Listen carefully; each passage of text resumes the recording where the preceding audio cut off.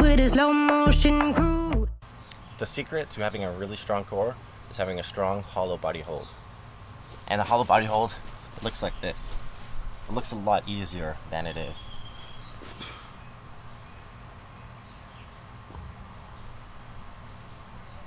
Like I said, it's a lot harder than it looks. If you think holding a plank is hard for 30 seconds or a minute, try holding that. But first, let's make sure you're doing it properly, because you're not just laying down flat on the floor. There are two main parts to the hollow body hold. The first one is the posterior pelvic tilt, what I refer to as the PPT. You stick your butt out like this, that's an anterior pelvic tilt.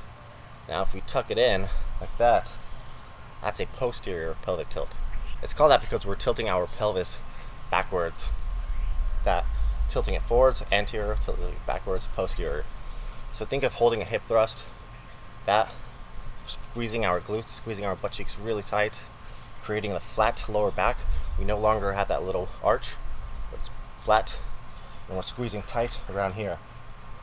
So while we're holding this, we're engaging our abs, our lower back, the muscles all around here are our hip flexors. The second part of the hollow body hold has to do with the shoulders.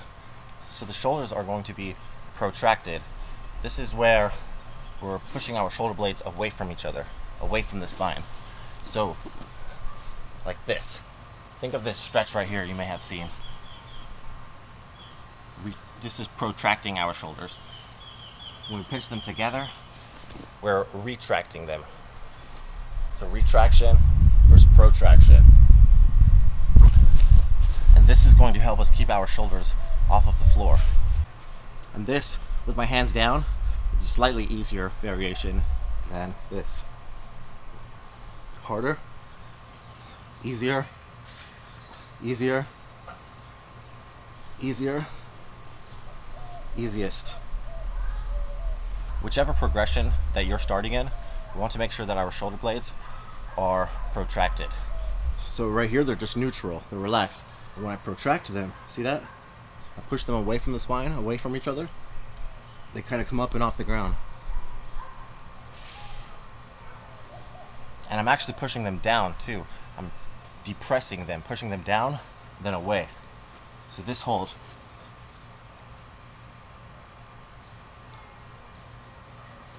Of course, when I lift my arms over my head, I'm no longer pushing my shoulders down, but I'm pushing them out. I'm elevating them, but I'm still holding a shoulder protraction, as you'll be able to notice.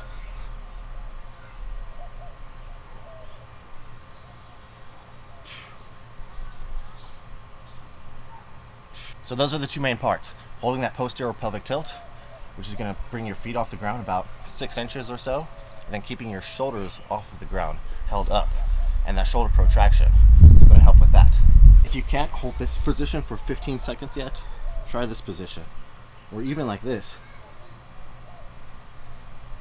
Then you can practice alternating 15 seconds, 15 seconds, until you can get 30 seconds like this. And then you can work on raising your arms over your head. Now that you know the hollow body position and the hollow body hold, we want to apply the hollow body hold to our plank. A plank is pretty much a hollow body hold in reverse. So you're not just resting like this, but posterior pelvic tilt, engage that, hold it tight. Don't relax. Hold that posterior pelvic tilt. Anterior, posterior. And then with the shoulders, same thing, push them out and away, like that. Don't relax the shoulders, protract them. There we go. And it's the same if you're on your forearms as well. We're still not relaxed, we're holding that PPT. We're not relaxed right here, but we're pushing down and away.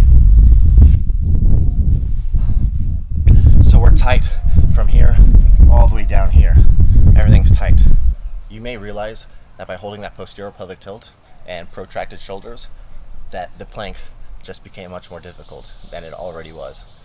But this is good because there's more muscle activation and the workout is going to become more efficient. You're going to get more out of it.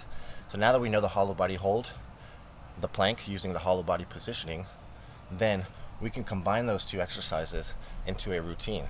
And the fun part about the hollow body hold is once you know it, you can add in some variations while keeping it held, such as flutters, crossovers, siders, these ones right here, windshield wipers,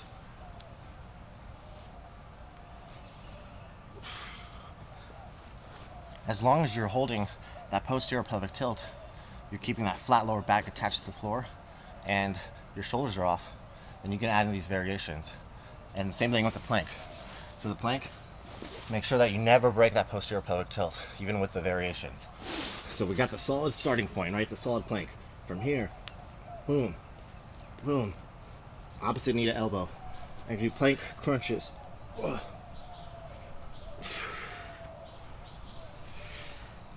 But you see, when I come back down, I'm not coming down like this. I'm not going and relaxing. I'm coming back down straight to that perfect form, that hollow body.